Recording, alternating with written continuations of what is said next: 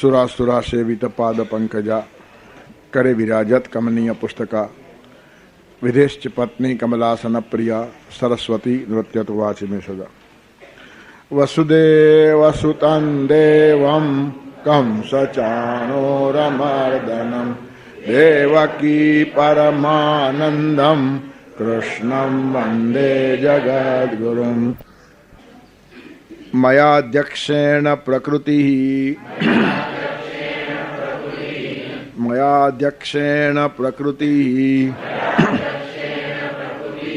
सूयते सचराचरम्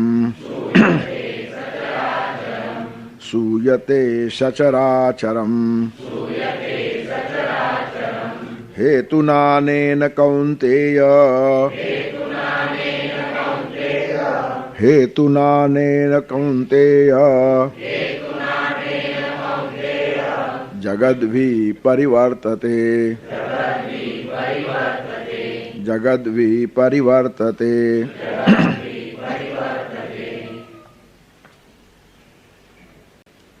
હું જ બધું નિર્માણ કરું છું એમ ભગવાન કહે છે અને પછી પાછું કહે છે હું તટસ્થ છું, ઉદાસીન છું.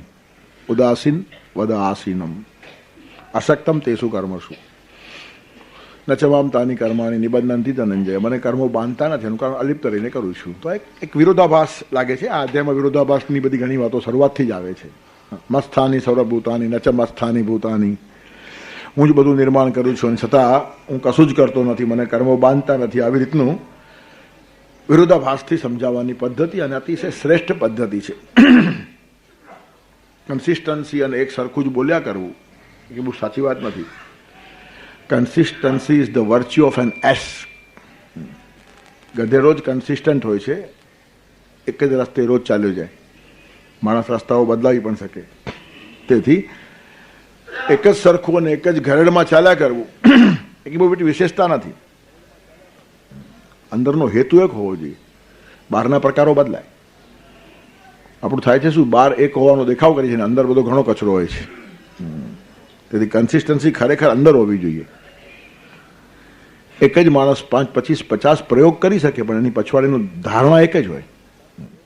આ પ્રયોગથી પણ અહીંયા જ જવાનું છે, આ પ્રયોગથી પણ અહીંયા જ જવાનું છે, આ પ્રયોગથી પણ અહીંયા જ જવાનું છે.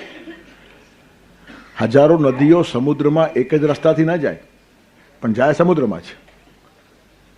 તેથી બાહ્યાચારમાં બદલ આવે પણ આંતરિક હેતુ તેના ઉપર કેન્દ્રિતતા હોય. અને એ જ કૃષ્ણની વિશેષતા છે. એટલે કૃષ્ણનું ચરિત્ર સમજવું અતિશય અઘરું છે. એના બાહ્યાચાર બદલશે. કન્સિસ્ટન્ટ બોલવામાં નથી તેમ વર્તવામાં પણ નથી. એ ખોટું બોલી પણ શકે ને બોલાવડાવી પણ શકે પણ એનો હેતુ નક્કી છે ક્યાં જવું છે તે. બહારે શું કરે છે જુઓ નહીં. તેથી આવા મોટા લોકોનો બાહ્યાચાર જોવાય નહીં. મોટા કહે તેમ કરવું ને કરે તેમ ન કરવું ને બધી જે વાતો છે ને એની પછવાડે એક જુદું સાયન્સ છે. કારણ કે તમારી પાસે એટલું ગ્રાસ્પિંગ નથી. એ શા માટે કરે છે એ પકડાય નહીં. આપણે કરવા જઈએ તો અંદરનો હેતુ પણ ચૂકાઈ જાય. અને આ આટલી મહાન વિભૂતિ છે કે ગમે તે રસ્તે કુદાકૂદ કરતો હશે પણ અંદરની જે ધારણા છે તે એકની એક છે. તેથી ઇન્ટિગ્રેટેડ પર્સનાલિટી, અંદરની ધારણાનું જે મહત્વ છે ને બહુ મોટું છે. શસ્ત્ર હાથમાં લઈશ નહીં એવી પ્રતિજ્ઞા કરનારો માણસ ચક્ર હાથમાં લઈને ઊભો રહે. એનું કારણ ન લઈને પણ મારે જે કામ કરવું છે લઈને પણ તે જ કામ કરવું છે. તેથી આ લેવું ન લેવું મહત્વનું નથી. એ તો બહારની પ્રક્રિયાઓ છે. આપણો આખો ને આખો ધર્મ બાહ્યાચારમાં ફસાયો છે. ધર્મનો સત્યાનાશ થયો છે. તમે ન ખાઈને પણ એક કામ કરો ને ખાઈને પણ એક કામ કરો પણ ખાવા ન ખાવામાં ધર્મ અટવાઈ ગયો. અને ધર્મે જ્યાં પહોંચવાનું છે બધું ગલી ગુચીઓમાં અટવાઈ ગયું. શું કરવાનું છે? ધર્મનું આચરણ શા માટે એ વધારે મહત્વનું છે? કયું આચરણ મહત્વનું નથી? કે બધા આચરણ જુદા છે.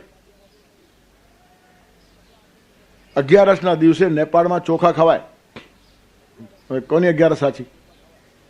ખુલ્લમ ખુલ્લું કે આજ તો એકાદશી હે, આજ ચાવલ બનાવેંગે. બોલો. અને ભારતમાં ચાવલ ખાધો પતી ગયું, 11 તૂટી. લોકો પૂછે તમે એકાદશી રાખો છો? એ જ રાખો, બીજું રાખવાનું છે શું? ધર્મ એટલે આટલો જ. કોઈ એકાદશી રાખતો હશે એની સામે પણ વાંધો નથી. એક મનની ટ્રેનિંગ છે, તાલીમ છે. પણ એમાં જ સમાપ્ત થઈ જાય છે બધું. એટલે બાહ્યાચારને એટલું બધું મહત્વ આવ્યું. બહારની કાચલીની પૂજા થઈ નાળિયેરની, અને અંદરનું કોપરું ને પાણી ખોવાઈ ગયું. કાચલી જ ચૂથા રહ્યા. તેથી બાહ્ય કન્સિસ્ટન્સી કરતા આંતરિક કન્સિસ્ટન્સી બહુ જ મહત્વની છે. તેથી જે માણસો પહોંચી ગયેલા છે, સમરથ કો નહીં દોષ ગુસાઈ, આટલા માટે કહ્યું છે કે એના બાહ્યાચાર ગમે તેવા દેખાતા હશે, અંદર ફરક ના પડે. અને મહત્વ છે ને તે અંદરની વસ્તુનું મહત્વ છે. બહાર તમે મકાનની ગમે તે ડિઝાઇન બનાવો, મહત્વ પાયો મહત્વનો હોવો જોઈએ.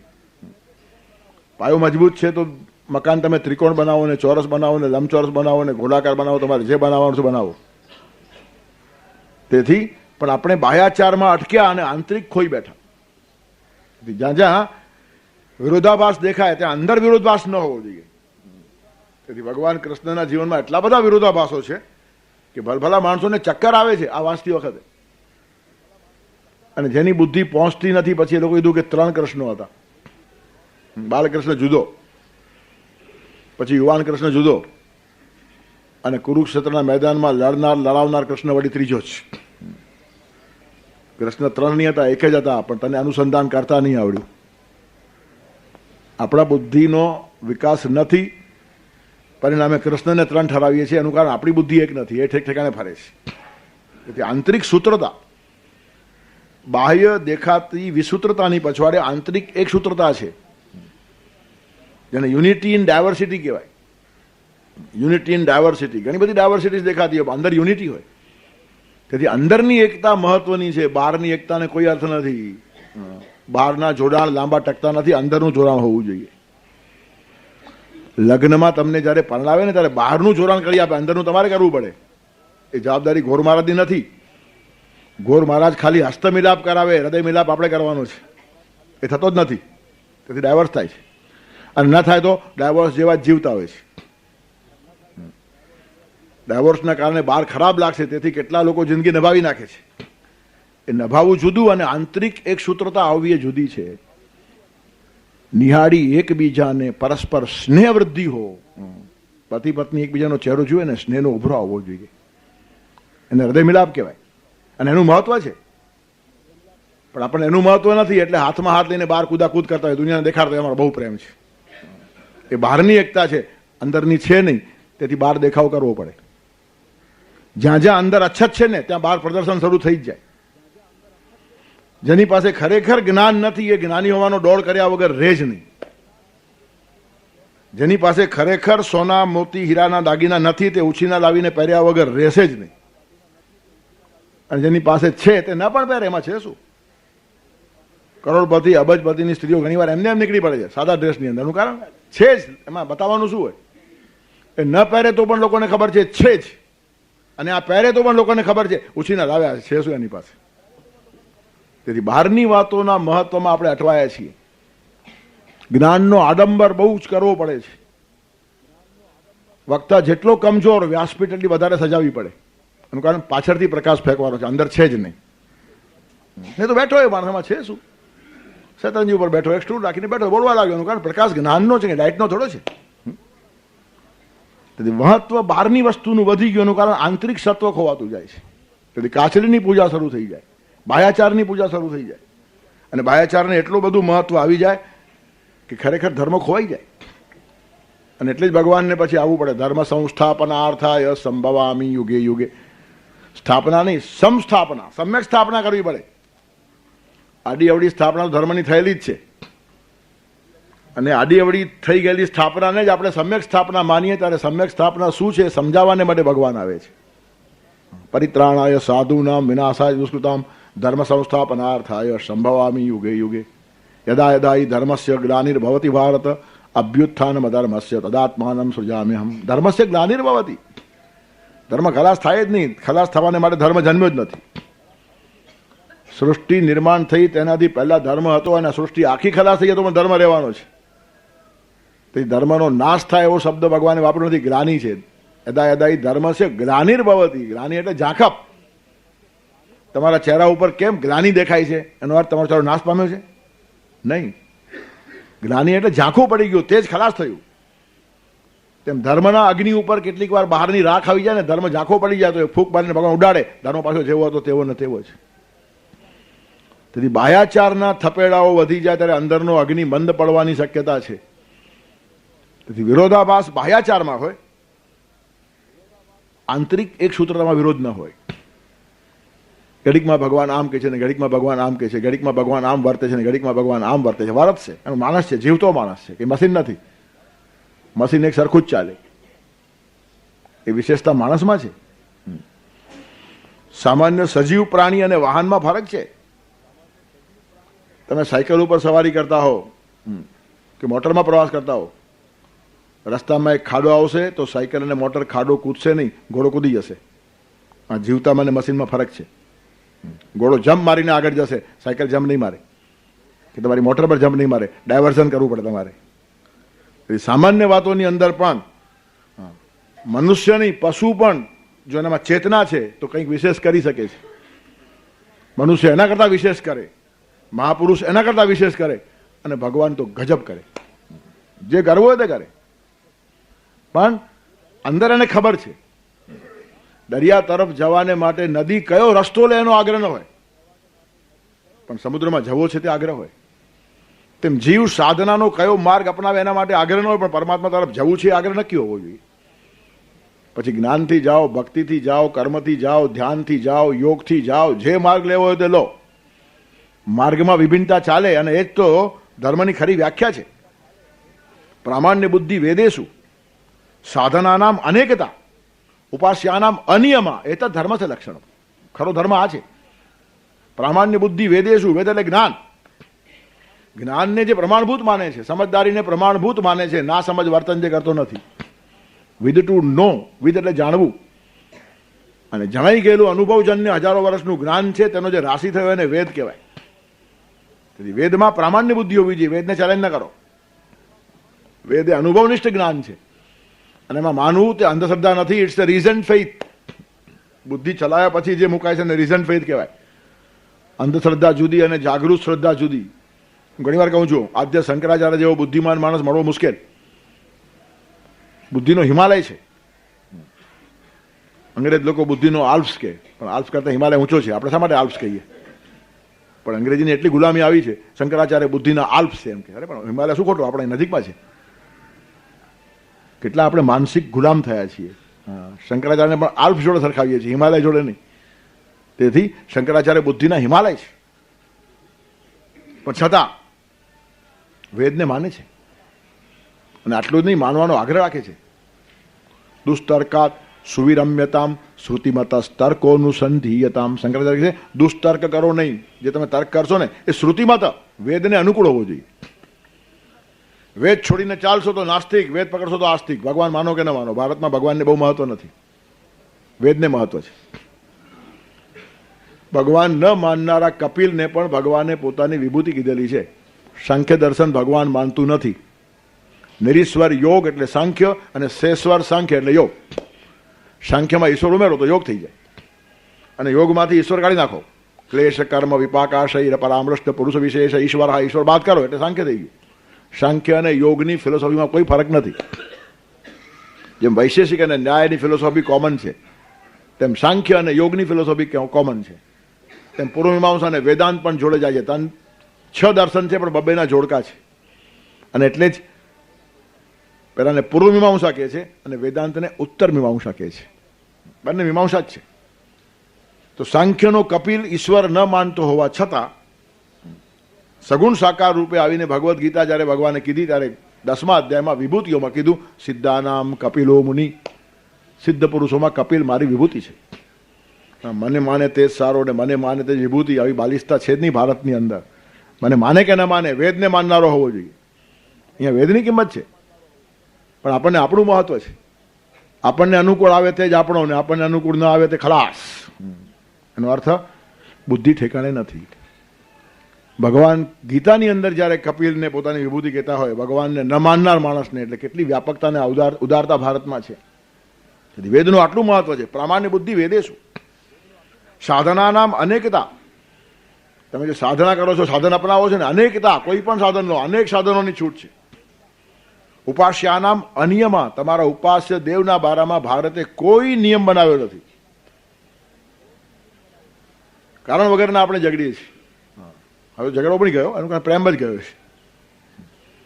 ઝઘડતા પહેલા પ્રેમ હોવો જોઈએ. મૈત્રી થયા વગર દુશ્મનાવટ થતી નથી. તમે જેના જેના દુશ્મન થયા છો એની જોડે પહેલા મિત્ર થવું પડે છે.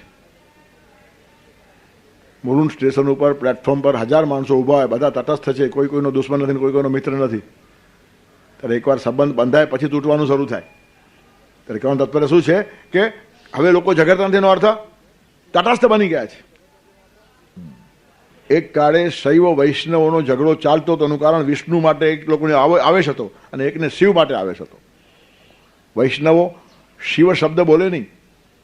હા, કપડું સીવવાનું તો કપડું આમામ આમકાર, પણ શિવ ન કે, એનું કારણ શિવ આવી જાય ને. અને શૈવ માર્ગીઓ ખાસ કરીને એકાદશી કાંદા ખાય વૈષ્ણવોને ચીડવાને માટે. એક આવેશ હતો. હજી આવેશ ગયો એનું કારણ વૈષ્ણવોને વિષ્ણુ માટે પ્રેમ રહ્યો નહીં, શૈવોને શિવ માટે પ્રેમ રહ્યો નહીં. આવા ન્યુટ્રલ થયા છે, તટસ્થ થઈ ગયા છે. પ્રેમ જ ખલાસ થયો પછી ઝઘડો ક્યાં આવે? તેથી ઝઘડો ખલાસ થયો એટલે ડાયા થયા છે એમ નહીં, વધારે મૂર્ખા થયા છે. અને મૂર્ખાઈમાં ઝઘડો ન હોય. કાં એકદમ સમજદાર થઈ જાય માણસ, તે ઝઘડાથી બહાર નીકળી જાય. કાં સાવ મૂર્ખા સમજતા ન હોય, તે અધવચ્ચેના માણસોની તકલીફ હોય છે હંમેશા. યશ્ચ મૂઢતમો લોકે યશ્ચ બુદ્ધે પરંગત તાવું બહુ સુખ મે દેતવ ક્લિશ્યંતી અંતરિતો જન. અંતરિત વચ્ચેના માણસોની તકલીફ છે આ બધી.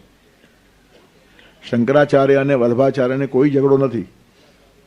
બંને સમજે છે, બંને મહાન છે.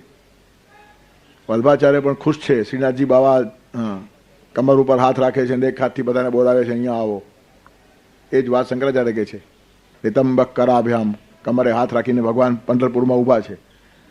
એ બંને ભગવાન એક જ વાત કરે છે. શંકરાચાર્ય બી આ સમજાવે છે, વલ્ભાચાર્ય એ સમજાવે છે કે ભગવાન કમર ઉપર હાથ રાખીને કહે છે કે અહીંયા આટલું જ પાણી છે, મારી આજુબાજુ ફરો, ડૂબશો નહીં, આગળ ગયા તમે જાણો. હા, તેથી બંને આચાર્યો કેટલે ઠેકાણે એકરૂપ થયેલા જોવા મળે છે. તેથી સમજુ લોકોમાં ઝઘડો હોય જ નહીં. અને કાં બંને જડ હોય તો પણ ઝઘડો હોય જ નહીં. તેથી વધારે પડતી જડતા પણ ઝઘડામાંથી બહાર કાઢી નાખે ને વધારે પડતી સમજદારી બહાર કાઢી નાખે. અડધી સમજ છે ને અર્ધદગ્ધતા એ મુશ્કેલી કરે. તેથી યશ્ચ મૂઢતમો, એકદમ મૂઢતમ માણસ છે અને કાં તો એકદમ બુદ્ધિનો પાર પામી ગયો છે. તો આવું બહુ સુખમય છે. તે બંને સુખી માણસો છે. તકલીફ હંમેશા વચ્ચેના માણસને જ થાય. એક ભાઈ મને કીધું પહેલાં તો લગ્નમાં, હવે તો બુફે છે, પણ પહેલાં પંગત બેસતી જમવાની, પંગત. તો મને કે કોઈ દિવસ વચ્ચે ન બેસો. કીધું કેમ? મને કે આમથી આવે તે ખૂટે ને આમથી આવે તે ખૂટે. હા, તેથી કોઈ પણ એક છેડો હોય તો આ બાજુનું મળે કાં તો આ બાજુનું મળે. હા, તકલીફ હંમેશા વચ્ચે જ થાય. ત્યારે વચ્ચેના માણસ તકલીફ, તેવું જીવનમાં બી આવું જ છે. એકદમ પહોંચી ગયેલો માણસને કોઈ તકલીફ નથી અને કંઈ જ સમજતો નથી, એ ગાડલિયા પ્રવાહમાં જીવે છે, કોઈ તકલીફ છે જ નહીં. એને ઘણા માણસો શું કામ બધી ઉપાધિ કરવાની છે? શું સેટિસ્ફાઈડ પિગ, એને કોઈ તકલીફ નથી. ગટરનું પાણી પીધા પછી પણ ડુક્કર સમાધાની છે અને સમાધિ અવસ્થામાં પહોંચી ગયેલા ઋષિઓ સમાધાની છે. તકલીફ ક્યાં છે? વચ્ચેનો માણસ છે, જેને ડુક્કર થવું ગમતું નથી, ઋષિ થઈ શક્યો નથી. હા, ડુક્કર થવું ગમતું નથી. અને મિલ નામનો તત્વચિંતક કહે છે કે I would like to be a dissatisfied Socrates than to be a satisfied pig.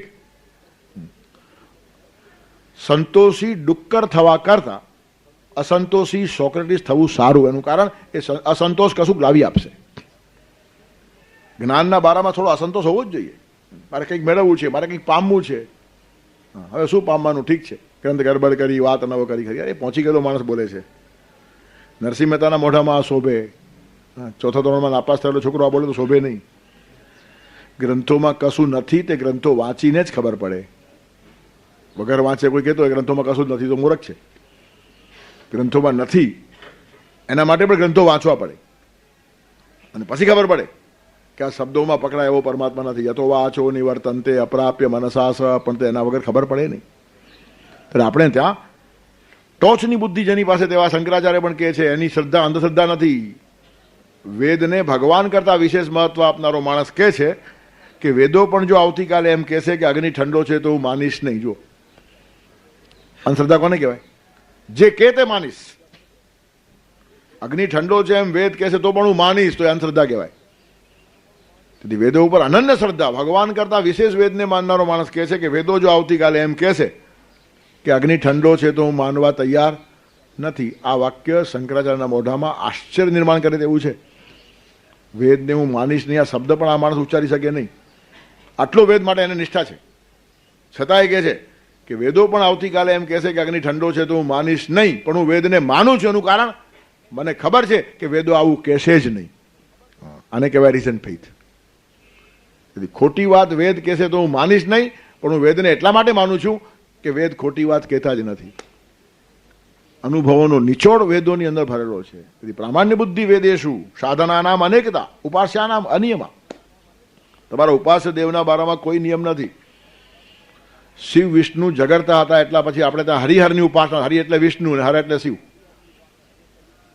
તમે હરિદ્વાર કહો તોય ચાલે અને હરદ્વાર કહો તોય ચાલે. આ બધા ભેદ કાઢી નાખવાનું ઊભું કર્યું છે. હરિદ્વારથી બદ્રી કેદાર બંને જવાય. બદ્રીનાથ બી જવાય તો હરિદ્વાર કહો ને કેદારનાથ જવો તો હરદ્વાર કહો. તેથી હરિદ્વાર ને હરદ્વાર એક જ છે. હરિહરની ઉપાસના શરૂ કરી. એનું કારણ શિવ વિષ્ણુના ઝઘડા બધા બંધ કરવા હતા. એના કરતાં બીજા દેવોને માનતા હશો તો શંકરાચાર્ય પંચાયતન પૂજા શરૂ કરી. ગણપતિ, શિવ, હરિ, ભાસ્કર, અંબા શાંતિ માટે પૂજવાય પંચદેવ સર્વદા. 5 દેવ પૂજો ને એમાં છે શું? અને તમને એકાદ માટે વિશેષ લાગણી હોય તો એને વચ્ચે રાખો, એ મેઇન, અને બાકીને આજુબાજુ ફરે. પરિવારમાં ઘણા માણસો હોઈ શકે. પત્નીને માટે પતિ સર્વશ્રેષ્ઠ છે, પણ પતિને રાખીને બીજા બધાને કાઢી મૂકીશ એમ કહેવાય? હવે આજે એવો કાળ આવ્યો છે. પણ નહીં તો 2 કુટુંબના લગ્ન થાય છે, 2 વ્યક્તિઓના નહીં. પરંતુ વખતે 2 કુટુંબો એક થાય છે, કુટુંબના સંસ્કારો એક થાય છે, કુટુંબની સંસ્કૃતિ એક થાય છે. એ વિકાસનો માર્ગ છે. કેવળ હું તો અને હુંતી આનું નામ લગ્ન નહીં. ચોક્કસ પતિ શ્રેષ્ઠ જ છે. ઘરની અંદર જે 5-7 માણસો છે એમાં પતિ સર્વશ્રેષ્ઠ છે, પણ આજુબાજુ બધા જ ફરતા હોય. તેમ તમારા માટે શિવ શ્રેષ્ઠ હોઈ શકે, પણ વિષ્ણુને કાઢી મુકાય નહીં, ગણપતિને કાઢી મુકાય નહીં. તેથી ગણપતિ, શિવ, હરિ, ભાસ્કર, અંબા એ પરિવાર છે. અને એમાં તમારો ઈષ્ટદેવ એ તમારો પતિ છે, તો બાકીના એના પરિવારના લોકો છે. તેથી ભાવવંદના બધાને, અને ધ્યાન એકનું છે. પતિનું જ ધ્યાન કરે, પતિને જ સર્વસ્વ સમજે, પણ કુટુંબમાં બધાનું કામ કરે, એને પતિવ્રતા કહેવાય. સાચો જે ભક્ત છે ને એ બીજા કોઈ દેવની ઉપેક્ષા કરી શકે નહીં. શિવદ્રોહી મમ દાસ કહાવે, સો નર મોહી સપને હું ન ભાવે. ભગવાન રામ કે છે રામાયણની અંદર કે શિવનો દ્વેષ કરે ને મારો ભગત થવા આવે એને ઊભો રાખો નહીં એને હું, કારણ હું શિવનો ભક્ત છું. રામ પોતે કે છે હું શિવનો ભક્ત છું, ને શિવને દ્રોહ કરનારો માણસ જો મારી પાસે આવતો હોય ને તો એનો ચહેરો જોવા હું તૈયાર નથી. આવી બધી ચોપાઈઓ સંતો આટલા માટે લખી જાય કે આપણામાંથી આ બધો દ્વેષ ખલાસ થઈ જાય. તેથી ઉપાસ્યાનામ અનિયમા, ઉપાસ્યના બારામાં કોઈ નિયમ આપણે ત્યાં છે નહીં. તમારું જ્યાં મન ભીંજાતું હોય. તુલસીદાસજીનું મન રામમાં ભીંજાયું, પણ વૃંદાવનમાં ગયા દર્શન કરવામાં શું છે? અને પછી ભગવાનને હસતા હસતા કંઈ પણ નાખ્યું કે શીશ મુકુટ કઠી કાચની ભલે બને હો નાથ, પણ તુલસી મસ્તક તબ નભે જબ ધનુષ બાંધ લો હાથ. હા, તમારી બંસરી સારી, વંદન છે એને, પણ મારી ધારણા છે ને એ ધનુષ બાણ જોડે ગોઠવાઈ ગઈ છે. એટલે મારું હું આંખ મીચું તો એ જ સામે આવશે. ખરી વાત, એમાં શું વાંધો છે? મૂળ વાત નહીં ભૂલાવી જોઈએ. હા, પતિ મહત્વનો છે, કપડાં મહત્વના નથી. પેન્ટ શર્ટ પહેરે તો જ મારો પતિ, ધોતિયું પહેરે તો નહીં, ગેટ આઉટ ચાલતું હશે. હા, તો દિગંબર શિવજી પણ એ જ છે ને પિતાંબરધારી વિષ્ણુ પણ એ જ છે. કપડાં બદલવાની વાત છે, બાકી કંઈ ફરક નથી. એ 2-5 છે પણ આપણા માનસિક સમાધાનને માટે છે જ નહીં. સૃષ્ટિ નિર્માણ કરે ત્યારે એને જ બ્રહ્મા કહેવાય, પાલન પોષણ કરતો હોય ત્યારે એને જ વિષ્ણુ કહેવાય, અને સંવાર કરતા એને જ શિવ કહેવાય. એના ફંક્શન જુદા જુદા છે. એમ એક માણસ ઘરમાં બાપ હોય ને ઓફિસમાં બોસ હોય, તો બોસ છે તે જ બાપ છે. એક જ માણસ કેટલા રોલ કરે છે. એ જ માણસ પોતાના ભાણેજનો મામો છે, ભત્રીજાનો કાકો છે, દીકરાનો બાપ છે, કોઈનો ફુવા છે, કોઈનો શેઠ છે. નહીં પણ એક કોણ છે? ઘડીકમાં કહો છો બાપ છે, ઘડીકમાં કહો છો મામા છે. કેમ કહેવાય? તો ભાણેજાને બાપ કહેવાનો છે અને દીકરો મામા કહેવાનો છે? તો એક જ માણસ જો આટલા બધા રોલ કરતો હોય તો ભગવાન શું કામ રોલ નહીં કરે? એમાં ગુચવાડો આવ્યો ક્યાં? તેથી ઉપાસ્યાનામ અનિયમા, તમારા ઉપાસ્ય દેવના બારામાં કોઈ નિયમ નથી, પણ અંદરની સૂત્રતા જળવાવી જોઈએ. અનેક પ્રકારની સાધનાઓ કરવાની છૂટ છે, એ જ ભારતનું વૈશિષ્ટ્ય છે. રુચિનામ વૈચિત્ર્યાદ રુજુ કુટીર નાના પશુષામ નૃણામ એકો ગમ્ય ત્વમસી પૈસા અર્ણવૈવ. ગમે તે માર્ગે જાય, રુચિ અલગ અલગ છે તેમ માણસો અલગ અલગ ઉપાસના કરશે, નદીઓ ગમે તે માર્ગે જાય, સાગર એનું ધ્યેય છે, તેમ ભગવાન ગીતાની અંદર ગમે તેટલી આડી અવડી વાતો કરતા હોય એમની અંદરની સૂત્રતા બહુ જબરજસ્ત છે અને સમજાય તેને ગીતા અટપટી લાગે નહીં. તો ઘણા પંડિતોએ સત્યાનાશ કર્યો છે, ગીતામાં ઠેકાણું નથી, ઘડીકમાં આમ કે ને ઘડીકમાં આમ કે. ગીતાનું તો ઠેકાણું છે, તારું ઠેકાણું નથી. આપણે હંમેશા આપણા દોષોનો આરોપ બીજા ઉપર કરતા હોઈએ છીએ. જે દોષ આપણામાં છે તે સામે જોવાનો પ્રયત્ન માણસ કરતો હોય. આપણી અંદરની કન્સિસ્ટન્સી નથી અને પરિણામે બહારની કન્સિસ્ટન્સી દેખાડવાનો આપણે પ્રયત્ન કરીએ છીએ. ખરેખર અંદર બધું ઇન્ટરલિંકિંગ હોવું જોઈએ, અંદરનો લય જબરજસ્ત હોવો જોઈએ, તો પછી બહાર પોતાની મેળે બધું ગોઠવાઈ જાય. તેથી અંદર જે ગીતામાં એક સૂત્ર ચાલે છે ને એ જબરજસ્ત છે. ત્યારે અહીંયા પણ હું જ બધું નિર્માણ કરું છું એમ એકવાર કે, અને હું કશું જ નથી. ઉદાસીન વદા આસીદમ અસક્તમ તે શું કર્મ છું નચમામ તાની કર્માણી નિબંધનથી ધનંજય. હું કર્મમાં છું જ નહીં, અનાસક્ત છું, ઉદાસીન છું, મારું આસન ઊંચું છે. તો પછી આનો સમન્વય શું? એનું કારણ કોઈ પણ કોમન મેન ગીતા વાંચશે અને વાંચવી જોઈએ, ભગવાનને ખબર પણ છે ને આગ્રહ પણ છે. કોઈ પણ કોમન મેન ગીતા વાંચશે, ભગવાનને ખબર છે, અને આટલું જ નહીં વાંચવી જોઈએ બધાએ તેવો આગ્રહ પણ છે જ. એનું કારણ આ જીવનની માર્ગદર્શિકા છે. જેને જેને સરસ જીવન જીવવું છે તે માણસ ગીતા પાસે માર્ગદર્શન મેળવવા ચોક્કસ આવશે. તો એના મગજમાં પણ ગૂંચવાડો નહીં થવો જોઈએ. તેથી આ બે જે પરસ્પર વિરોધી વાતો કે તેનો સમન્વય આજે કરે છે કે મયા અધ્યક્ષેણ પ્રકૃતિ સૂયતે સચરાચરમ હેતુનાનેન કૌંતેય જગદ્વી પરિવર્તતે. હે કૌંતેય, મયા અધ્યક્ષેણ પ્રકૃતિ સચરાચરમ સૂયતે. મારા અધ્યક્ષપણાની છે, મારા પ્રમુખપણાની છે આ પ્રકૃતિ ચર અને અચર સૃષ્ટિને પેદા કરે છે. સૂયતે પર્વતા શું ધાતુ છે, પ્રસૂતિમાં આ જ આવે છે. સૂયતે એટલે જન્મ આપવો, નિર્માણ કરવું, પ્રસવ થાય, પ્રસવ કહીએ ને આપણે, સૂયતે. તેથી મયા અધ્યક્ષેણ પ્રકૃતિ સૂયતે સચરાચરમ. મયા અધ્યક્ષેણ, હું અધ્યક્ષ છું, મારા પ્રમુખપણાની છે, મારા અધ્યક્ષપણાની છે આ પ્રકૃતિ કાં તો માયા. સાંખ્ય અને પ્રકૃતિ કે, વેદાંત અને માયા કે. તેથી મારા પ્રમુખપણાની છે પ્રકૃતિ કાં તો માયા, જડ ચેતન, ચર અચર સચરાચરમ, સમગ્ર સચરાચર સૃષ્ટિને પેદા કરે છે, નિર્માણ કરે છે. અને અનેન હેતુના, એ જ કારણથી જગત વિપરિવર્તતે, જગત બદલતું રહે છે. જે કલ્પાદવ અને કલ્પક્ષય કે છે ને, જગત બદલા કરે છે, ફર્યા કરે છે. ત્યારે આ સૃષ્ટિમાં મારું શું સ્થાન છે ભગવાને ક્લિયર કર્યું. હું નિર્માણ કરતો નથી અને હું નિર્માણ કરું છું, બંને વાતો કે છે. હું નિર્માણ કરું છું એમ બી કીધું, અને છતાં બંધાતો નથી. એનું કારણ હું અલગ છું, ઉદાસીન છું, અનાસક્ત છું. એનો અર્થ મારી હાજરી માત્ર છે, હાજરીની પણ કિંમત છે. અધ્યક્ષ હાજર છે એ મોટા મોટી વાત છે. અધ્યક્ષને બહુ કામ કરવાનું હોતું નથી.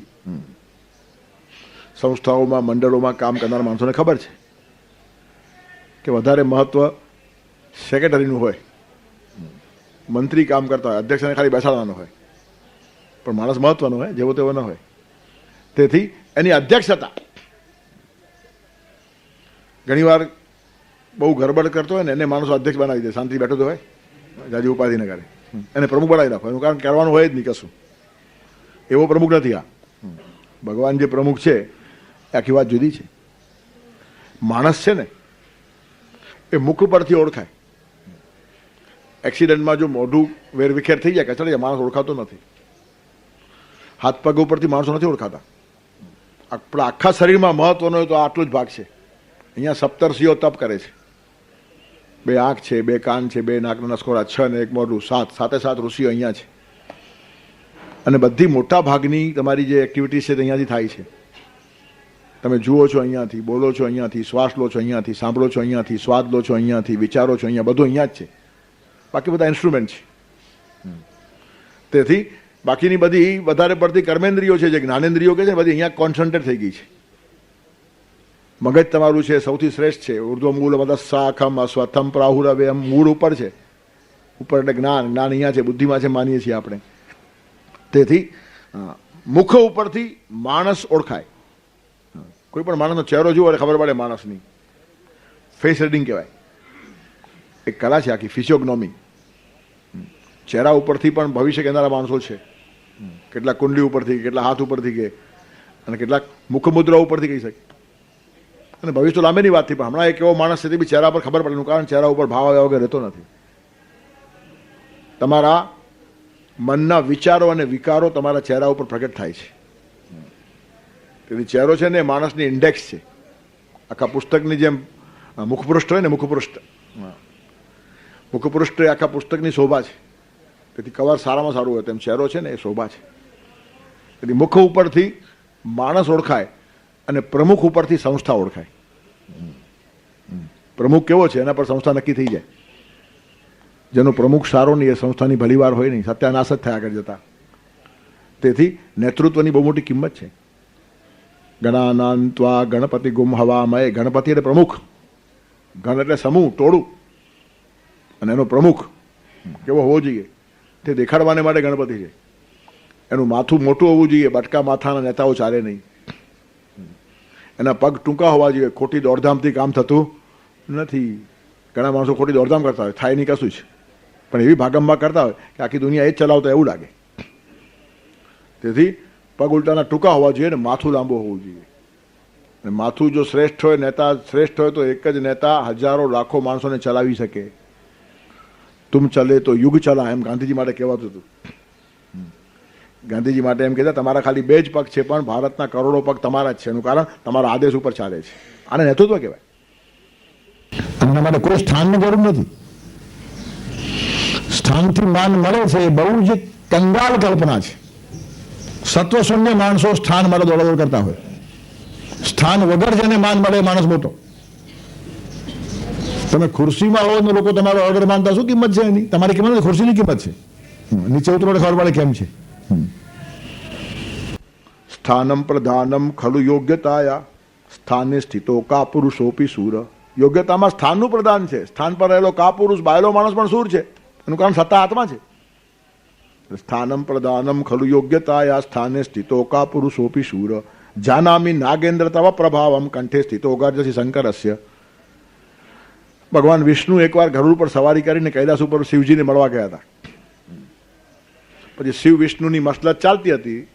જેમ બે શેઠ વાત કરે ને તો બે ડ્રાઈવર પણ શરૂ થઈ જાય. બંને મોટરવાળા ભેગા થાય તો બંને શેઠ ઉતરીને વાત કરતા હોય, ડ્રાઈવરની બી જામે. તો અહીંયા શિવ વિષ્ણુ વાત કરે છે, અહીંયા ગરુડ અને નાગ, શિવજીના ગળામાં નાગ છે ને પેલો ગરુડ છે.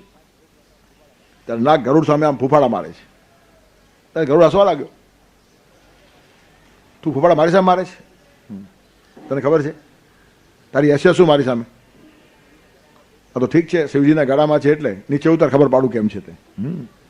જાનામી નાગેન્દ્ર તવ પ્રભાવમ. હે નાગેન્દ્ર, તારો પ્રભાવ ખબર છે. કંઠે સ્થિતો ગર્જસી શંકર હશે. શંકરના ગળામાં છે ને માટે ફૂફાડા મારે છે. એ સ્થાન છોડ, નીચે આવ. આકાશમાં લઈ જઈને એવો ફેંકીશ ને કે હાડકું પણ જરશે નહીં.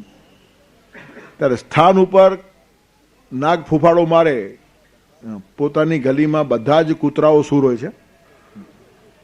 અરે એટલું ભસે કોઈ શું કરશે? પણ ગલીનો નાકો આવે ને એટલે પૂછડી પગમાં એટલે પાછો એબાઉટ ટન. ખબર છે, એનો એરિયા ખબર છે પોતાનો, કે આપણે અહીંયા જ આનાથી આગળ નહીં. આવા ઘણા લોકો બડબડાટ કરતા હોય, બકવાસ કરતા હોય, પણ એ સ્થાન ઉપર છે તેથી નીચે ઉતર્યા પછી કોઈ માનતું નથી. તો કે હવે કાળ બહુ સારો આવે છે. હવે લોકો સ્થાનને પણ માનતા નથી, લાયકાત દેખા. બહુ મોટી વાત થઈ છે. કાળ બગડ્યો નથી, કાળ સુધર્યો છે. એક કાળે કેવળ સ્થાનથી મહત્વ મળતું હતું, તેથી ખોટા માણસો પણ સ્થાન ઉપર બેસી જતા હતા. અને આજે સ્થાન ઉપર બેસી ગયેલા ખોટા માણસનું પણ લોકો માનતા નથી, એવો સરસ કાળ આવ્યો છે. તું ગમે એટલા સ્થાન પર બેસ, તારી લાયકાત ના છે તો તારી એક વાત માનવા અમે તૈયાર નથી. આવો જો કાળ આવે તો એના જેવો સુવર્ણ યુગ બીજો નથી. ખોટા માણસોને એમની મર્યાદાનું ભાન થાય કે ખુરશી ઉપર બેસવાથી અમે ડાયા ગણાઈ જતા નથી. સ્થાન ઉપર બેઠા પછી અમારું જ બધું ચાલશે એવું શક્ય નથી. અને આવો કાળ આવતો જાય છે. એક કાળે સ્થાનને માન હતું. અવિદ્યો વા સુવિદ્યો વા વર્ણાનામ બ્રાહ્મણો ગુરુ. ભણે કે ના ભણે બ્રાહ્મણ બધાનો ગુરુ જ છે. એક કાળે આવું હતું. આજે બ્રાહ્મણને પણ સમાજમાં ઊભું રહેવું હોય તો પોતાનું જ્ઞાન દેખાડવું પડે છે. બાબુચકો ચાલતા નથી. ખાલી હું બ્રાહ્મણ છું તેથી મારું મહત્વ, એવો કાળ ગયો. એનું કારણ હવે એના યજમાનો જ ભણવા લાગ્યા છે. બ્રાહ્મણ જેના ઘરમાં પૂજા પાઠ કરવા જાય છે તેના બધા જ ઘરના માણસો ગ્રેજ્યુએટ છે. તેની સામે અસ્તવ્યસ્ત બકવાસ ચાલે નહીં. જે તમે શાસ્ત્રોની વાત કહો છો તે સમજાવવી પડશે એવા દિવસો આવે છે. તેથી કેવળ સ્થાનના કારણે મહત્વ છે, દિવસો જાય છે. એટલે મને તો કાળ સુધરતો એમ લાગે છે, બગડતો એમ લાગતો જ નથી. થોડો અવાજ તો થાય. 2 નંબરની ગાડી ફાસ્ટ થવા માટે 4 નંબર ઉપર જાય ત્યારે વચમાં ખડખડ થાય કે નહીં જરા વાર? આ એ ચાલે છે અત્યારે. હવે ગાડી ફાસ્ટ જવાની છે, તેથી પાટો બદલવાની પ્રક્રિયા છે. આ તમારા લોકો ગભરાઈ જાય, શું ખખડાટ થાય છે, આ ગાડી પડશે કે નહીં પડે, ફાસ્ટ જશે, 4થા નંબર પર જાય છે. હા, તેથી 2 નંબરની ગાડી જ્યારે 4 નંબર જતી હોય ત્યારે થોડો ખખડાટ થાય. તે ખખડાટમાંથી સમાજ પસાર થઈ રહ્યો છે, પણ બહુ સંકેત સારા છે. અને એટલા બધા પાસે આવ્યા છીએ, 2-5 વર્ષમાં એક નવું ચિત્ર જોવા મળશે. એક પણ ખોટો માણસ ચાલશે નહીં, ગમે એટલા મોટા સ્થાન ઉપર હશે. લાયકાત દેખાડ, ચારિત્ર દેખાડ. શ્રેષ્ઠતાની જ પૂજા, કેવળ શેઠની પૂજા નહીં થાય. શ્રેષ્ઠમાંથી તેજનો રકાર નીકળી જાય તો શેઠ થઈ જાય. પણ શેઠમાં માથે માત્રા ટોપી હતી, એ ગયું એટલે સાવ શઠ થઈ જાય. તેથી શઠનું મહત્વ ચાલે છે, પછી શેઠનું અને પછી શ્રેષ્ઠનું મહત્વ આવશે. તું ખાલી શેઠ નહીં, રકાર છે અંદર, તે જ છે. તેથી ખાલી પૈસાના કારણે પૂજા એ કાળ જશે, ખાલી સત્તાના કારણે પૂજા એ કાળ પણ જશે. ચરિત્રના કારણે પૂજા, તપશ્ચર્યાના કારણે પૂજા, સદગુણના કારણે પૂજા મહત્વની વાત છે. તેથી પ્રમુખ આવી રીતનો હોવો જોઈએ. એની હાજરી માત્રથી બધું થાય. પરમાત્મા કહે છે હું પ્રમુખ છું. મયા અધ્યક્ષેણ પ્રકૃતિ સૂયતે સચરાચરમ. મારે કશું કરવું પડતું નથી, હાજરી જ ઇનફ છે. વિજ્ઞાનની ભાષામાં એને કેટેલાઇટિક એજન્ટ કે.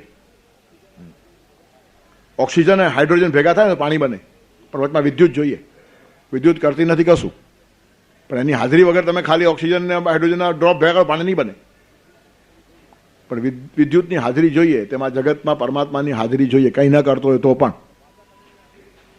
અને પાછા તમે અણુઓને છૂટા પાડો ને તો વિદ્યુત હાથમાં આવતી નથી, ઓક્સિજન હાઇડ્રોજન હાથમાં આવે.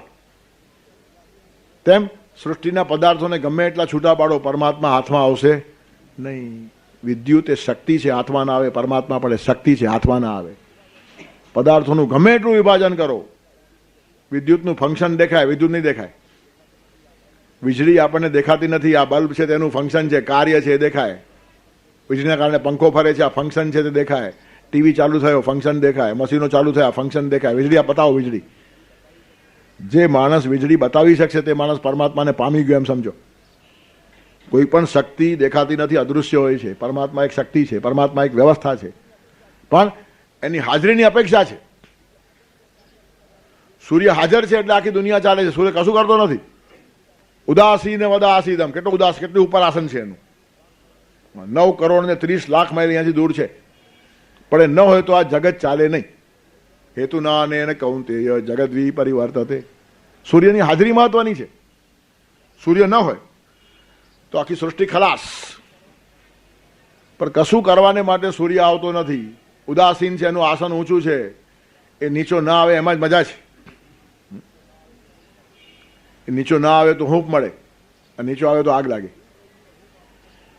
દૂર રહીને હૂંફ આપી શકે છે અને આખી સૃષ્ટિ ચલાવે છે, પાસે આવે નહીં. આવી રીતનું માણસને રહેતા આવડવું જોઈએ. બધું જ કરે અને છતાં તટસ્થ હોય, અલિપ્ત હોય, એટલું આસન ઊંચું હોવું જોઈએ. આજે ઊંચા આસન રાખનારા માણસો ઘટતા જાય છે, ઘૂસવાવાળા માણસ વધતા જાય છે. મોટા મોટા સાધુ સંન્યાસીઓ પણ પોતાનું આસન ઊંચું રાખી શકતા નથી. સંસ્થા થાપે ને પછી પોતે એના પ્રમુખ થાય, પોતે ટ્રસ્ટી થાય, પોતે મેનેજિંગ ટ્રસ્ટી થાય. એટલે સૂર્ય અહીં અંદર ઘૂસ્યો હોય, બાર્યા વગર રહેશે નહીં. બધું જ ચલાવવાનું, છતાં હું કંઈ જ નથી, આ ભૂમિકા હોવી જોઈએ. અને જે કંઈ જ નથી એ સર્વસ્વ છે. જે કંઈક થયો એને મર્યાદા આવી ગઈ. તમે કંઈક પણ થયા ને, ઇટ મીન્સ લિમિટેશન આવી. To define is to limit. ભગવાન કોઈ વ્યાખ્યામાં બંધાતો નથી, માટે સર્વવ્યાપક છે. જેની વ્યાખ્યા કરી શકશો એને મર્યાદા આવી ગઈ.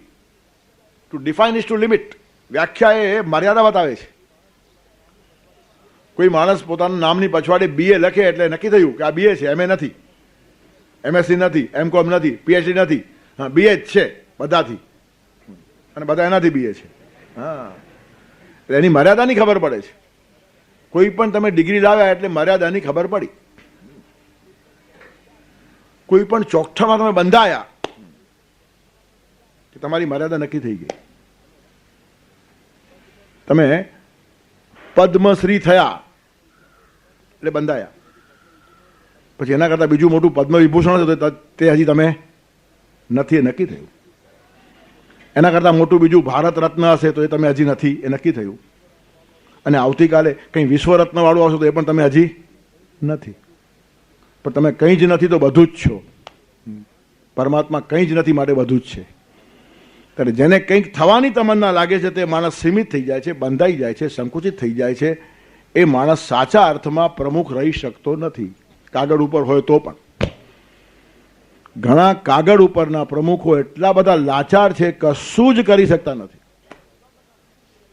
કાગળમાં બહુ જોરદાર લખાણ હોય, બધા જ પાવર્સ એના હાથમાં છે આવું લખેલું હોય, પણ એક પણ પાવરને માણસ એક્ઝિક્યુટ કરી શકતો નથી. આટલો લાચાર છે. એવા માણસો આપણને એક સંસ્થામાં જોવા મળશે. ઓન પેપર બધું જ છે. એનો અર્થ એ ખરા અર્થમાં અધ્યક્ષ નથી. એના અસ્તિત્વ માત્રથી વાતાવરણ ચેન્જ થાય એને અધ્યક્ષ કહેવાય. એને કોઈ પોસ્ટની જરૂર નહીં, એને કોઈ સ્થાનની જરૂર નહીં, એને કોઈ ખુરશીની જરૂર નહીં. એક સામાન્ય ઉદાહરણ આપણા દેશમાં મહાત્મા ગાંધીજીનું છે. કોઈ ખુરશી એના પાસે નહીં હતી ને કોઈ સ્થાન એના પાસે નહીં હતું, છતાં કરોડો લોકોએ એનું માન્યું. અને ત્યાર પછી કેટલાય મોટા સ્થાન ઉપરના માણસો આવી ગયા, રડતા રડતા કપાળ કૂટીને ઘેરે પાછા ગયા છે. તેથી સ્થાનથી માન મળે છે કલ્પના ખોટી છે. માનથી સ્થાન મળે છે, અને માનથી સ્થાન મળે છે એટલે મળવા દો, એને જોઈતું પણ નથી. મળે છે એટલે શું? એ તો નેચરલ છે. જેની પાસે ખરું માન છે ને સ્વમાન છે તે માણસ મોટો થઈ જ જાય. ત્યારે કહેવાનું તાત્પર્ય શું છે? મયાધ્યક્ષેણ પ્રકૃતિ સુયતે સચરાચરમ. પિતાજી ઘરે આવે ને, બાપા ઘરે આવે, એના અસ્તિત્વ માત્રથી એક પ્રભાવ પડવો જોઈએ. એમાં દમ નહીં, દાદાગીરી નહીં, દમન નહીં, ઉપદેશ પણ નહીં, આગ્રહ પણ નહીં. છતાં બાપા એ બાપા જ છે. બાપમાં એટલી મોટાઈ હોવી જોઈએ કે નમસ્કાર કર્યા વગર છોકરાથી રહેવાય જ નહીં. ના પણ હું બાપ છું, મને પગે લાગ, કેવું લાગે? કેવું પડે? વાત પતી ગઈ, finished. You are no more father. તમારું પિતૃ તો ખલાસ થયું. તમે એવું સરસ જીવી દેખાડ્યું નથી કે છોકરાનું માથું નમે. નમો એમ કેવું પડે? વાત પતી ગઈ. પછી બ્રાહ્મણો બિચારા કે આપણા વતી કે આપણે ન કહી શકીએ એટલે માતૃદેવો ભવ પિતૃદેવો ભવ, અને કોક કે તે સારું લાગે, આપણે કહે તો ખરાબ લાગે. તું મને પગે લાગે એમ બાપ દીકરાને કે સારું ન લાગે. પણ તમારા વતી એ કામ એક કાળે બ્રાહ્મણો ઘરે ઘરે જઈને કરતા હતા. તેથી બ્રાહ્મણને કશું આપવામાં આવતું હતું. એનું કારણ સંસ્કાર નિર્માણનું મોટું કામ કરતા, જે આપણે ન કરી શકીએ. પણ ખરેખર તો પિતાજી પાસે આ તે જ જોઈએ. શિક્ષક પાસે આ તાકાત જોઈએ. ક્લાસમાં આવે તો શાંતિ કેવું નહીં પડે, ટેબલ પછાડીને કેવું પડે શાંતિ રાખો, વાત પતી ગઈ. He is no more a teacher. એ શિક્ષક છે જ નહીં. અસ્તિત્વ માત્રથી શાંતિ થવી જોઈએ. આ જે પ્રભાવ છે ને એ અંદરનો પ્રભાવ છે, એ ચારિત્રનો પ્રભાવ છે, તપશ્ચર્યાનો પ્રભાવ છે. કેવું જ ના પડે. કેટલાક માણસો બોલવા લાગે પછી એક પણ વખત શાંતિ રાખો એમ કેવું જ ના પડે. શું શાંતિ રહી જ જાય? એનું કારણ જો અવાજ કરશું તો આપણે ગુમાવશું. આવો એક સરસ્વતીનો વાઘ પ્રવાહ ચાલતો હોય, કોઈને અવાજ કરવાનું મન જ ના થાય. તેથી શાંતિ રાખો, શાંતિ રાખો, શાંતિ રાખો એમ કહેવાવાળા માણસો કાચા છે, કચાશ છે. અને કાં છે સમાજ બી થોડો કાચો હોય. કેટલીક વાર આવું બને બી ખરું, સાચા માણસની બી ઉપેક્ષા થઈ જાય. અને આપણે એવા ટેવાયેલા છે. ખોટા માણસોના પગ પૂજીએ છીએ. શા માટે? આપણને પણ કંઈક સ્થાન જોઈએ છે એમની પાસેથી. ત્યારે બધે જ ઠેકાણે જ્યાં સ્થાનનો મહિમા હોય ત્યાં સન્માનનીય માણસોને ઘણું સહન કરવું પડે. પણ એ સહન કરવાને પણ આ લોકો પોતાની તપશ્ચર્યા સમજતા હોય છે. તેથી હિંમત હારતા નથી, અને એમના તપથી જ ધીરે ધીરે સમાજમાં પરિવર્તન આવે. તેથી હું અધ્યક્ષ છું, મારી હાજરી માત્ર પૂરી છે એમ લાગવું જોઈએ. ગુરુ એ ગુરુ છે, ગુરુનું સન્માન થાય જ. આજે ઘણા માણસો ફરિયાદ કરે છે. આજે વિદ્યાર્થીઓને, શિક્ષકો માટે કે શિષ્યોને, ગુરુઓ માટે માન રહ્યું નથી એમ જ્યારે કોઈ કહેતું હોય ને, ત્યારે શિક્ષકો કે ગુરુઓ રહ્યા છે કે નહીં શંકા મને થાય છે. માન રહેવું જોઈએ, કેવું પડે. નહીં જ્ઞાન ગૌરવ ન ઇજ્જત ગુરુ કી, હંસી હમ બड़ों की उड़ा जा रहे हैं. કરે છાત્રગણ બાત મનમાની હમની ખુદા જાને અબ હમ કહાં જા રહે હૈ. એમાં જેટલો દોષ છાત્રોનો છે એટલો જ દોષ ગુરુજનોનો પણ છે. પ્રત્યેકે આત્મનિરીક્ષણ કરવું જોઈએ. છોકરાઓ બગડ્યા હશે એના કરતાં પહેલાં આપણે બગડ્યા છીએ. એનું કારણ છોકરાઓ આપણને જોઈને શીખે છે. આપણે જો આપણાથી મોટાઓનું માન નહીં જાળવતા હશો, છોકરાઓ આપણું માન નહીં જાળવે. જો તમે તમારા બાપાનું અપમાન કર્યું હોય તો દીકરો તમારું અપમાન કરે એના માટે તૈયાર રહો. You have to be ready. એનું કારણ બાપાનું સન્માન કરવું જોઈએ તમે શીખ્યું જ નથી ને. તમે તમારા બાપ જોડે જે રીતે વર્તો છો એ છોકરાએ જોયું છે, ભલે 4 વર્ષનો હશે પણ 24મા વર્ષે તમને એવું જ વર્તી દેખાડશે. એનું કારણ તમે આજ શીખવાડ્યું છે. તેથી જ્યારે આપણે અપેક્ષા રાખીએ છીએ ત્યારે આપણે પોતે આત્મનિરીક્ષણ કરતા નથી. મયાધ્યક્ષેણ પ્રકૃતિ સુયત સચરાચરમ. કોઈ સ્થાનની જરૂર નથી, કોઈ હોદ્દાની જરૂર નથી, કોઈ પોસ્ટની જરૂર નથી. ભગવાનને કોઈ પોસ્ટ નથી અને છતાં કોઈની તાકાત છે કે આડો અવળો જાય. આ જે પ્રભાવ છે તે આંતરિક પ્રભાવો છે. આ ચરિત્ર નિષ્ઠા છે. આ કાથલીની નહીં, કોપરાની અને પાણીની પૂજા છે. હા, નારિયેળની અંદર જતા શીખો. તેથી જીવનની અંદર ચરિત્ર નિષ્ઠા નિર્માણ થવી જોઈએ. કેરેક્ટર એ બહુ મહત્વની વાત છે. If wealth is lost nothing is lost. If health is lost something is lost. But if character is lost everything is lost. પછી માણસ જ રહ્યો નહીં. ચરિત્રહીન માણસો કોઈ ઠેકાણે ઉભા રહે, કોઈ પ્રભાવ પડતો જ નથી. તમે આજુબાજુ કેટલી ગાડીઓ ફેરવો છો એનો પ્રભાવ નહીં પડે. તમે કેટલા છો અને ફેરવી શકો છો માણસોને. તમારું સત્વ કામ કરશે. ગાડીઓ તો કોઈ પણ કરોડપતિ ફેરવે, એમાં છે શું? 10 ગાડી આગળ 10 ગાડી પાછળ ને વચમાં એની ગાડી ચાલતી, એમાં શું છે? પણ ગાડીઓ જ ચાલે, પોતે ચાલતો જ નથી ક્યાંય. ત્યારે કહેવાનું તાત્પર્ય શું છે?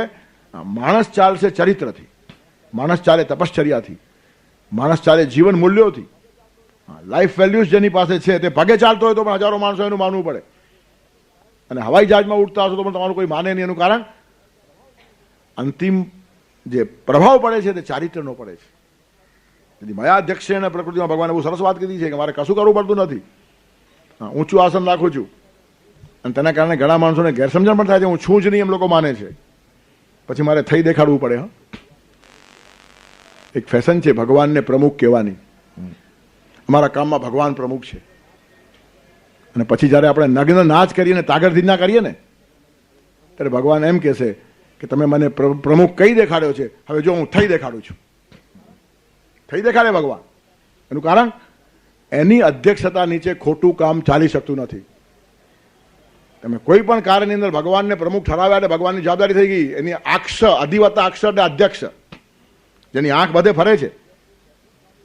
તેથી ભગવાનની નજરથી કશું છાનું રહેતું નથી. આ કેટલું મોટું આશ્વાસન સારા અને સાચા માણસોને છે. ભગવાન આખા જગતનું પ્રમુખ છે. અને પાછો કેવો પ્રમુખ છે? કોઈ દિવસ નિવૃત્ત થતો નથી, કોઈ દિવસ થાકતો નથી, કોઈ દિવસ માંદો પડતો નથી, મરવાનો સવાલ જ નથી. એના નજરથી કશું છાનું નથી અને એના નિયંત્રણથી કશું બહાર નથી. આવો પ્રમુખ છે. નજરથી છાનું નથી ત્યાં પાછું પૂર્ણવિરામ નથી, નિયંત્રણથી બહાર નથી. દીકરાના અપલક્ષણ બાપના નજરથી છાના ન હોઈ શકે. બાપને ખબર હોય પણ દીકરો બાપના નિયંત્રણની બહાર હોઈ શકે. ઘણા બાપ કહેતા હોય મારા દીકરાના બધા લક્ષણ મને ખબર છે પણ શું કરું, મારું માનતો જ નથી. વાત પતી ગઈ. તો ભગવાન આવો બાપ નથી. એના નજરથી કશું છાનું નથી અને એના નિયંત્રણથી કશું બહાર નથી. એ થોડી લગામ છૂટી મૂકે, તમને જરા રમવા દે, જરૂર પડતા ખેંચતા એને આવડે છે. બધો જ કંટ્રોલ એના હાથમાં છે. આવી રીતનો આ પ્રમુખ છે, કંઈ લાચાર પ્રમુખ નથી.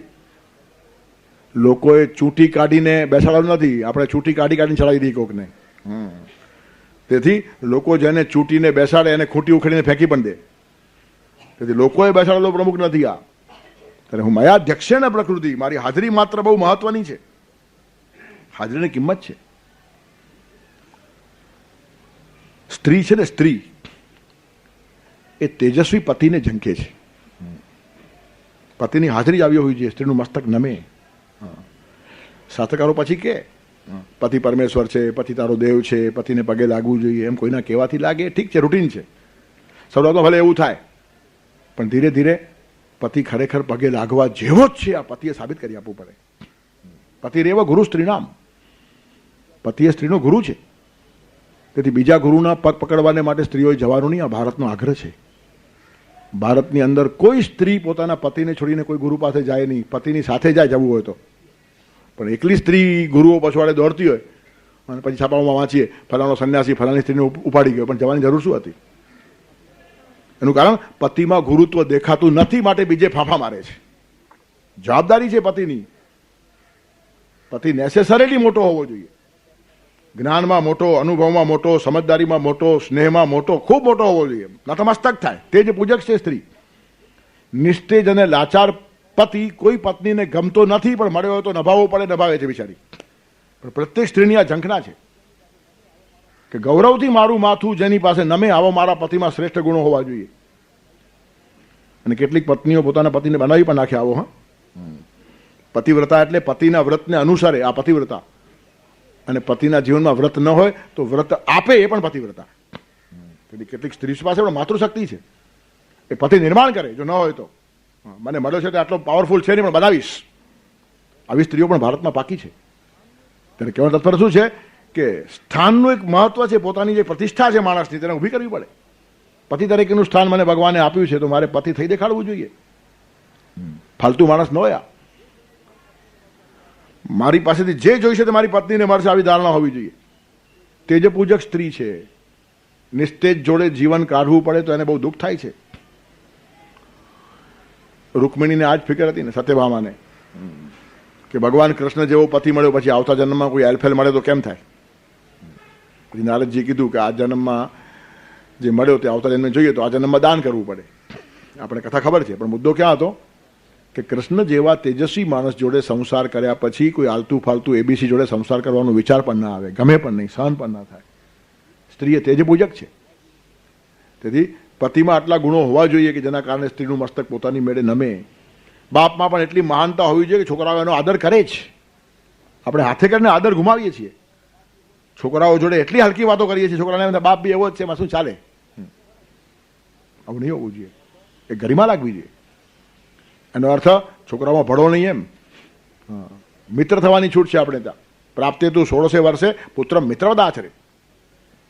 ભળવું જુદું અને હલકા થવું જુદું. ભણવાને માટે ચીપ થવાની જરૂર નથી. કેટલાક શિક્ષકો વિદ્યાર્થીઓમાં ભળે છે અને છતાં એનો આદર હોય છે. અને કેટલાક શિક્ષકો એવા ભળી જાય કે છોકરાઓ જ્યારે જુએ ત્યારે મસ્કરી કરતા હોય, ટીકડી કરતા હોય, ટોપી ઉડાવતા હોય, અને હાસતો હોય, હું તો ભળી ગયો છું, પથરા ભળી ગયો છે, ખલાસ થયો છે. છોકરાઓ ક્લાસમાં કે સાહેબ આજે બૂટ નથી, ફિલ્મનું ગીત ગાવ, તો ફિલ્મનું ગીત ગાય. બોલો, તો વાંધો છે જેમ છોકરાઓ નચાવી નાચવાનું? તું જે કહેતો હશે તે જ કહે, છતાં છોકરાઓને ભાવ રહેવો જોઈએ. આ ઘરો છે. તેથી અધ્યક્ષ થવું ને સામાન્ય વાત નથી. ભગવાને આખા વિશ્વમાં થઈ દેખાડ્યું છે. આ અધ્યક્ષેણ પ્રકૃતિ સુયતે સચરાચરમ. સમગ્ર પ્રકૃતિ કામ કરે છે, પણ મારું અસ્તિત્વ ત્યાં છે. કશું કરતો નથી તો પણ મારી હાજરી વગર કશું થતું નથી. પરમાત્મા ન હોય તો કશું થાય નહીં. ખાલી હાઇડ્રોજન ને ઓક્સિજન ભેગા કરીને પાણી થાય નહીં. વચમાં વિદ્યુત જોઈએ જ, અને વિદ્યુત કશું કરતી નથી. અને પાછા 2 ડ્રોપ જુદા પાડો તો વિદ્યુત હાથમાં આવશે નહીં. આવું જ પરમાત્માનું છે. કશું કરે નહીં. કુંભારની જેમ ભગવાને માટલા બનાવવા પડતા નથી. માટલા બનાવવામાં જેમ કુંભારની જરૂર પડતી હોય તેમ વિશ્વમાં ભગવાનની જરૂર પડતી હોય. તો ભગવાન મોટો કુંભાર છે, બીજું કશું જ નથી. તેથી જે લોકો ભગવાને સૃષ્ટિ બનાવી એમ માનને ખુશ થતા હશે, ભગવાનને ગાળ આપે છે, ભગવાન એક મોટો કુંભાર છે, આ નાનું માટલું બનાવે તો આને મોટો પૃથ્વીનો ગોળો બનાવે. વાત શું છે? આટલી જ વાત છે ને. કુંભારથી વધારે કોઈ હેસિયત નથી એ માણસની, જો ખાલી કુંભાર જેવો થઈ જાય તો. તેથી કુંભાર જેમ માટલું બનાવે છે તેમ ભગવાન બનાવતા નથી. ભગવાન સર્જન કરે છે એમ નહીં, પોતે જ સર્જન છે. સૃષ્ટિ એ ભગવાનનું ક્રિએશન છે. તેના કરતા ભગવાન પોતે જ ક્રિએટિવિટી છે. નૃત્યકાર જ્યારે નાચે છે ત્યારે કશું બનાવતો નથી. તેમ ભગવાન નાચે એટલે આખી સૃષ્ટિનો વિલાસ દેખાય. તેથી લોકવત્તુ લીલા કૈવલ્યમ એમ કીધું છે. કુંભાર ઘડો બનાવે એ જુદું, અને નૃત્યકાર નાચે તે જુદું. ત્યારે નૃત્યકાર બેઠો હોય ત્યારે અસ્તિત્વ કહેવાય, નાચે ત્યારે કલા કહેવાય. ભગવાન બેઠા હોય ત્યારે નિર્ગુણ કહેવાય, અને સૃષ્ટિ નિર્માણ કરે ત્યારે દ્વૈત ઊભું થઈને આખી કલા ડેવલપ થઈ જાય. તેથી કરોડિયો જેમ પોતાનામાંથી જ ઉર્ણનાભી જે દ્રષ્ટાંત આપે છે, પોતાની જ લાળમાંથી આખી ઝાડ બનાવે, તેમ ભગવાન પોતાનામાંથી બધું નિર્માણ કરે છે. એટલે માટી પણ ભગવાન છે ને કુંભાર પણ ભગવાન છે, ને છતાં કશું જ નથી. કુંભાર મરી જાય તો પણ માટલું રહે, અને ભગવાન પણ એવો હોય તો ભગવાન ન હોય તો પણ સૃષ્ટિ ચાલે નહીં. એની હાજરી જોઈએ છે. તેથી કુંભાર જોડે ભગવાનને સરખાવી શકાય નહીં. તમારા ઘરે માટલું આવી ગયું, પછી કુંભાર મરી જાય તો માટલામાં ઠંડુ પાણી થાય કે ના થાય? થાય. કુંભાર હોય તો જ થાય એવી જરૂર નથી. તો દુનિયામાં આવું છે નહીં. ભગવાનનો દુનિયા ટકે જ નહીં. તેથી મયાધ્યક્ષેણ પ્રકૃતિ સૂયતે સચરાચરમ. આખી સચરાચર પ્રકૃતિ પ્રસવે છે, નિર્માણ થાય છે, વિપરિવર્તતે, એમાં પરિવર્તન આવ્યા કરે છે. પણ મારું અધ્યક્ષ સ્થાન એટલે મારી હાજરીની અપેક્ષા છે. હાજરી કશું થાય નહીં. સાંખ્ય દર્શન કરવા માટે સરસ ઉદાહરણ આપે છે. પ્રકૃતિ કર્ત્રી પુરુષસ્તુ પુષ્કર પલાશવત નિર્લેપ. પ્રકૃતિ કર્ત્રી છે, પુરુષ નિર્લેપ છે. હવે સાંખ્યમાં થોડો ગૂંચવાડો થયો છે, કારણ કે પ્રકૃતિ જળ છે, જળમાં કર્તૃત્વનો આરોપ કર્યો, અને પુરુષ ચેતન છે, કશું કરતો નથી. હવે લિંક કેમ મેળવવાની? જળ કરતા કેમ બને? અને જે કરતા થઈ શકે છે એ તો કશું કરતો નથી. એટલે પછી કહે છે પુરુષની હાજરીમાં આ બધું કરે છે. પ્રકૃતિને અલગ તત્વ માન્યું છે. વેદાંતે માયાને અલગ તત્વ નથી માન્યું, ખાલી આભાસ માન્યો છે. સુપર ઇમ્પોઝિશન. જેમ દોરડી ઉપર સાપ દેખાય પણ છે નહીં, તેમ તમને આભાસ દેખાય પણ તત્વ એક જ છે. તેથી અદ્વૈત અને સાંખ્યમાં થોડો ફરક જે પડે છે અહીંયા પડે છે. ત્યારે એક રીતસર બીજું તત્વ માને છે, પુરુષ અને પ્રકૃતિ, અને એ પણ એક થિંકિંગ છે, અને એને પણ ભગવાને સ્વીકારી લીધું છે. પ્રકૃતિ પુરુષંચૈવ વિદ્યનાદિ ઉભાવપી. પ્રકૃતિ અને પુરુષ બંનેને અનાદિ માનો, મને કોઈ વાંધો નથી. કોઈ એને માયા રૂપે જુએ, કોઈ આભાસ રૂપે જુએ, કોઈ પ્રકૃતિ રૂપે જુએ, પણ કરતા પ્રકૃતિ છે અને પુરુષ કશું કરતો નથી. તો પછી એનું મહત્વ શું? તો કે પુરુષની હાજરી જોઈએ. જેમ અહીંયા કહે છે ને, પરમાત્માની હાજરી જોઈએ. મયાધ્યક્ષેણ પ્રકૃતિ. તેના માટે આ સાંખ્યકારો પછી દ્રષ્ટાંતથી વાત કરે. દ્રષ્ટાંત ઘણીવાર કમજોરી હોય છે. દ્રષ્ટાંતથી કોઈ સિદ્ધાંત સાબિત ન થાય. સાબિત થઈ ગયા પછી જ એને સિદ્ધાંત કહેવાય. એટલે સાબિત કરવા માટે કોઈ દ્રષ્ટાંતની જરૂર હોતી નથી. ત્યારે દ્રષ્ટાંત શા માટે જોઈએ? સિદ્ધાંત સમજાવવાને માટે, સાબિત કરવા માટે નહીં. દ્રષ્ટાંતથી કોઈ વાત સાબિત થાય નહીં, અને થતી હોય તો એ કમજોરી છે. દ્રષ્ટાંતથી ગમે તેવી ખોટી વાતો પણ સાબિત કરી શકાય. ત્યારે દ્રષ્ટાંતો સિદ્ધ કરવાને માટે, સિદ્ધાંત સિદ્ધ કરવા માટે દ્રષ્ટાંત નથી, સિદ્ધાંત સમજાવવાને માટે દ્રષ્ટાંત છે. પણ આ બધા દ્રષ્ટાંતો આ લોકો વાપરે. એકવાર થયું શું, હલ્દી કુમકુમનો ઉત્સવ હોય છે મહારાષ્ટ્રમાં. એ સૌભાગ્યવતી સ્ત્રીઓ ઘરે ઘરે જાય અને ખોળો ભરી લાવે. જે ઘરે જાય તે બધા લોકો એને કંઈ ને કંઈ આપે, અને ખોળામાં ઘણી બધી વસ્તુઓ ભરાય. ઘરે આવીને પેલો પતિ આરામ ખુરશીમાં બેસી છાપું વાંચતો હતો. અને પત્નીએ બધો ખોળો તો લાવીને ઠાલવ્યો કે રોજ તમે કમાવા જાઓ છો, આજે હું કમાવી લાવી. ઘરે ઘરે ફરી આવીને આટલું બધું લઈ આવી. ત્યારે પતિ કહે છે, તું નથી કમાવી આવી, હું કમાવી આવ્યો. શું વાત કરો છો? અહીંયા બેસીને છાપું વાંચો છો, ઘરે ઘરે હું ગઈ છું, અને તમે કમાયો છો બોલો છો? હું જ કમાયો છું. કેમ? તો ખોડો કોનો ભરાયો? સૌભાગ્યવતી સ્ત્રીઓનો. હું બેઠો હતો માટે, હું ન હોત તો તને કોઈ ઘરે કોઈ ઊભી રાખે નહીં. ત્યારે આ કમાણી પણ તારી નથી, તમારી છે. હા, કંઈ ન કરવા છતાં ખુરશીમાં બેસીને આ બધું કરતો હોય, તેમ ભગવાન બધું કરે છે. બેઠા બેઠા ખુરશીમાં હોય, પણ એના અસ્તિત્વના કારણે આપણું સૌભાગ્ય છે. જયતિ તે અધિકમ જન્મના વ્રજમ. આખું વ્રજ ભગવાનના જન્મથી શોભે છે. ખાલી વ્રજમ નહીં, જગત. જયતિ તે જગત, અખિલમ જગત. ભગવાન તમારા અસ્તિત્વ માત્રથી આખું જગત શોભે છે. એટલે ભલે પતિ ખુરશીમાં બેઠો હતો, પણ સૌભાગ્યવતી સ્ત્રીને જો બધું મળતું હોય તો પતિના કારણે મળે છે. તેમ ભગવાન ભલે ખુરશીમાં બેઠા હોય, કંઈ કરતા ન હોય, ઉદાસીને વદાસીદમ, પણ એની હાજરી જોઈએ. તે વાત ભગવાન આજે કહે છે કે મારી અધ્યક્ષતા જરૂરી છે. મયાધ્યક્ષેણ પ્રકૃતિ સૂયતે સચરાચરમ હેતુના અને કૌંતેય જગત વિપરિવર્તતે. આ સચરાચર સૃષ્ટિને પ્રકૃતિ નિર્માણ કરે છે મારી અધ્યક્ષતામાં. એટલે આજની વાત શું છે? પરમાત્માની અધ્યક્ષતા છે, અને ભગવાન અધ્યક્ષ છે ને બધું જુએ છે. એ વાત બહુ ઉપયોગી છે. એનું કારણ સાચા માણસોને પણ એક નિરાંત રહે કે ભગવાન આપણા કામને જુએ છે, કોઈ નોંધ લે કે ન લે. અને ખરાબ માણસોને પણ એક ડર રહે કે ગમે એટલું છુપાઈને કામ કરશું, ભગવાન અધ્યક્ષ છે, એ જોયા વગર રહેતા નથી. અક્ષર એટલે આંખ, અધિ અક્ષર એટલે અધ્યક્ષ. અધિવતા અક્ષરની સંધિ છે અધ્યક્ષ. પ્રમુખ પાસે આંખ હોવી જોઈએ. હાથ પગ હલાવે કે ના હલાવે, પણ ધ્યાનમાં બધું હોવું જોઈએ. અને ધ્યાનમાં ન હોય તો એને પ્રમુખ ન કહેવાય, પ્રમૂર્ખ કહેવાય. મૂર્ખની આગળ પ્ર લાગે. તેથી પ્રકર્ષે અને મૂર્ખ, સામાન્ય મૂર્ખ નહીં, ભલતો જ મૂર્ખ છે આ માણસ. એનું કારણ પ્રમુખ હોવા છતાં ક્યાંય ધ્યાન નથી. તેથી હાથ પગ ભલે બધા માણસો હલાવતા હોય, પણ ખુરશીમાં બેસીને પણ પ્રમુખને બધી ખબર પડવી જોઈએ. તેમ ભગવાન ભલે હાથ પગ ના લાવે, દુનિયા આખી ચાલવતી હોય પ્રકૃતિ, પણ મારી અધ્યક્ષતા છે એટલે મારી નજર બહાર કશું નથી. અને કોઈ માણસો મને મૂર્ખ બનાવવાનો પ્રયત્ન કરે તો હું પ્રમુખને અધ્યક્ષ છું તે હું થઈ પણ દેખાડું છું, અને બધાને ડાયા કરી પણ નાખું. સજ્જનોને અગવડ થાય તો ભગવાનનું ધ્યાન છે. અધ્યક્ષ ગોવર્ધન પર્વત ઉપાડીને બધાની રક્ષા કરે, અને દુર્જનો ત્રાસ પ્રવર્તાવે તો કંસનો શિરચ્છેદ પણ કરે. એટલે નિર્દોષ ગોવાળિયાઓ ભગવાનની નજરની બહાર નથી, અને હરામખોર કંસ પણ એના નજરથી બહાર નથી. તેથી કંસનો હંતા પણ એ જ છે, અને ગોવર્ધન ગિરધારી પણ એ જ છે. સાધુ રક્ષણ કાજ ખરેખર ચક્ર સુદર્શન ધારે. સજ્જનોની રક્ષાને માટે સુદર્શન પકડેલું છે એ માણસ, એ માટે સજ્જનો નિશ્ચિંત છે અને દુર્જનો ભયભીત છે. એટલે ભગવાન અધ્યક્ષ છે એનો અર્થ બધા ઉપર એનું ધ્યાન છે. એટલે સારા માણસો નિરાશ થાય નહીં અને ખોટા માણસો બેફામ થાય નહીં.